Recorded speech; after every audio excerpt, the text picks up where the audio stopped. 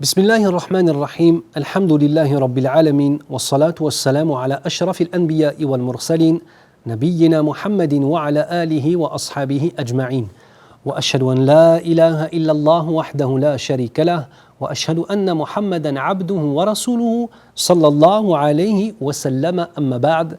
Qu'implique le fait de croire aux messagers? Nous continuons avec le module précédent. Croire premièrement que leur message est vérité et qu'il est tout basé sur le tawhid. Comme je vous l'ai dit, tous les prophètes ont prôné la ilaha illallah. Allah Azza wa Jal nous dit dans le sens du verset, nous avons envoyé dans chaque communauté un messager pour qu'il ordonne adorer Allah, ubudullah, et abandonner les faux dieux at-tarout. De même, nous devons savoir et avoir la certitude, d'accord, que les règles du comment de l'adoration, du comment de l'alimentaire, du comment de l'économique peuvent être différentes en fonction des missions prophétiques. Par contre, il y a un héritage commun qui est celui du dogme de la aqidah qui reste le même. D'accord ? Donc, il y a des choses qui peuvent changer dans les shara'i', dans les lois qu'il peuvent y avoir, sur le comment de l'adoration, le comment de l'économie, le comment de ci et de ça, mais jamais sur la croyance. D'accord ? La croyance est seule et unique, c'est la ilaha illallah. De même, croire à tous les messagers, qu'ils aient été nommés ou non dans le Coran. On parle de plus de 124 000 envoyés d'Allah subhanahu wa ta'ala en tout, d'accord ? Dont 314 ou 315 messagers. Donc c'est très important d'avoir cela à l'esprit. Bien évidemment, les 124 000 n'ont pas été mentionnés dans le Coran al-Karim, mais nous croyons à leur existence. De même, croire à leurs miracles, les miracles que les prophètes ont faits, bi'idhnillah, par la permission d'Allah Azza wa Jal. Enfin, agir selon la législation du prophète de son temps. Pour nous, notre prophète, c'est Mohammed sallallahu alayhi wa sallam. Il est donc tout à fait logique que nous agissions selon la charia de Mohammed. Si moi, Eric Younous, j'étais né à l'époque de Isa alayhi salam, à Jérusalem, eh bien, j'aurais suivi, ya Rab, la charia de Isa alayhi salam, tout simplement, de Jésus, d'accord ? Sauf que maintenant, la dernière des shari'as est arrivée, alhamdoulilah, celle de Mohammed sallallahu alayhi wa sallam, et c'est celle-ci que nous devons tous et toutes suivre. Quelques-unes des qualités des messagers. Nous allons en voir 5 avec des sous-parties. Première des grandes qualités, eh bien, ce sont des hommes. C'est très important ça. Et Allah Azza wa Jal en parle dans le Coran al-Karim. Le fait qu'Allah n'ait pas envoyé des anges comme étant des prophètes, mais simplement des hommes pour qu'il y ait une interaction et pour que nos besoins soient compris par ces hommes. Les anges ne comprendraient pas nos besoins. Ils sont quasiment parfaits, ils sont dans une soumission totale, ils ne comprendraient même pas la notion de tawbah, de repentir. Alors Allah, par sa miséricorde, a envoyé pour les hommes, des hommes en tant que messagers, tout simplement. Premièrement, Allah Azza wa Jal nous dit dans le sens du verset, nous n'avions envoyé avant toi que des hommes sur qui nous faisions descendre la révélation. Autre élément important pour les prophètes, tout comme les anges, ils n'ont pas de divinité, ils ne méritent pas l'adoration et ils ne vont pas on ne va pas aller adorer la tombe, d'accord, des prophètes. Nous avons un respect extrêmement profond, une sacralité pour leur personne et pour leur corps en tant que tel, bien évidemment. Et si on veut montrer l'amour d'un prophète, il faut suivre sa sunna. Tu veux montrer l'amour du prophète Mohammed sallallahu alayhi wa sallam, il faut absolument que tu suives sa sunna. C'est comme ça que tu vas lui montrer ton amour. Autre élément, ils étaient parfaits physiquement. D'accord ? Sauf lorsqu'ils ont été éprouvés à certains moments, mais ils ne sont pas nés avec des manquements.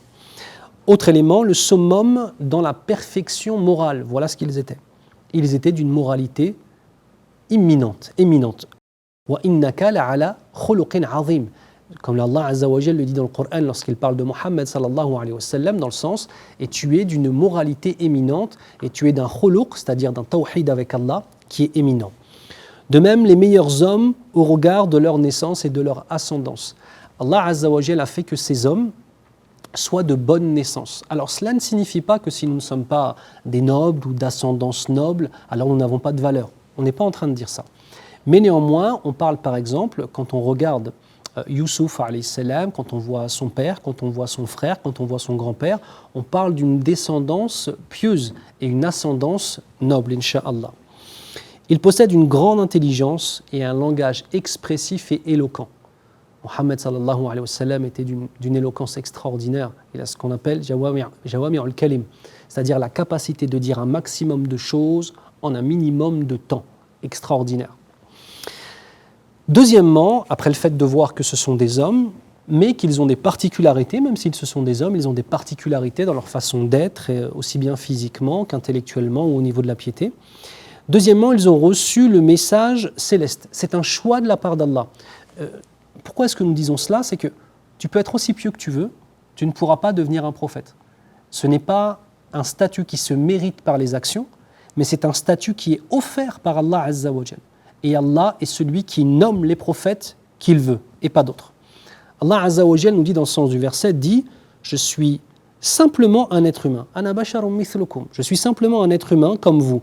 Sauf que je reçois la révélation selon laquelle votre divinité est une divinité unique. » De même, Allah Azza wa Jal nous dit dans le sens « Et Allah sait parfaitement et mieux que quiconque à qui confier ce message, c'est-à-dire sur qui faire descendre sa révélation. » Troisième élément vis-à-vis des prophètes, ils sont infaillibles sur la transmission et les décisions religieuses.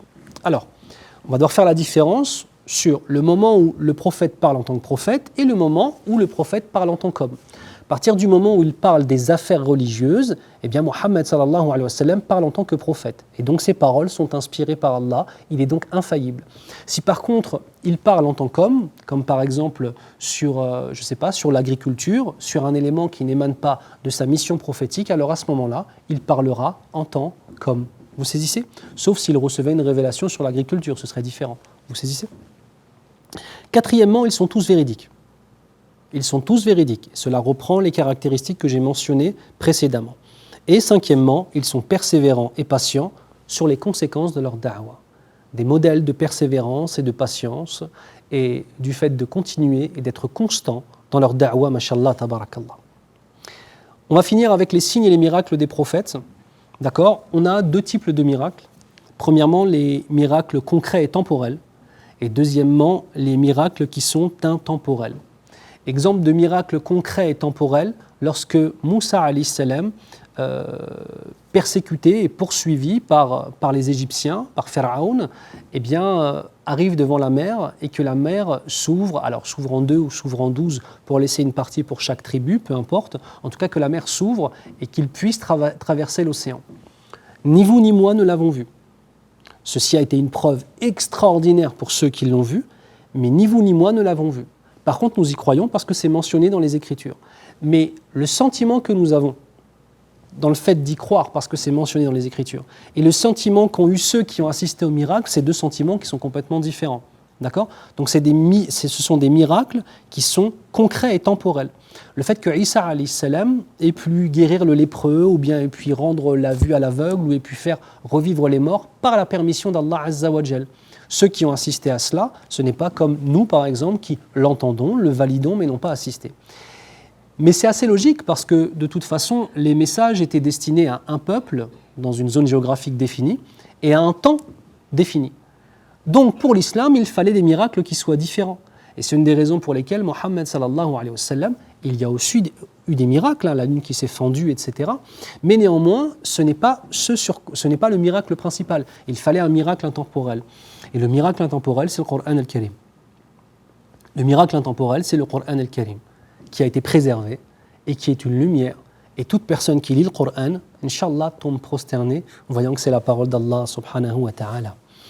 Je m'arrête ici avant de passer à la croyance du musulman vis-à-vis de Isa alayhi salam. Muhibban fillah, je vous dis à très vite, Inch'Allah. Subhanakallahumma wa bihamdik. Ashhadu an la ilaha illa ant. Astaghfirukallah wa atubu ilayk.